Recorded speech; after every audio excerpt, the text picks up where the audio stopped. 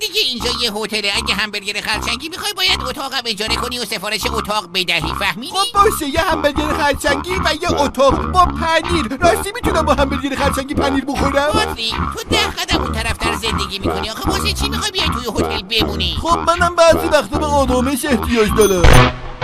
ولش کن، دفتر ثبت و امضا کن. میخوای ازم تا بگیری؟ من هیچی نخوندم. بطری گریه نکن، تو فقط باید اسمتو بنویسی. باشه. چرا داری تقلب بگولی ها؟ نگاه نکن. برای چی بود؟ نه تموم شد. دستت درد نکنه. اینم کلید. یکی باید چمدونامو بیاره. چطوری با خودت چمدون آوردی؟ تو تازه فهمیدی اینجا هتله؟ مگه اینجا هتله؟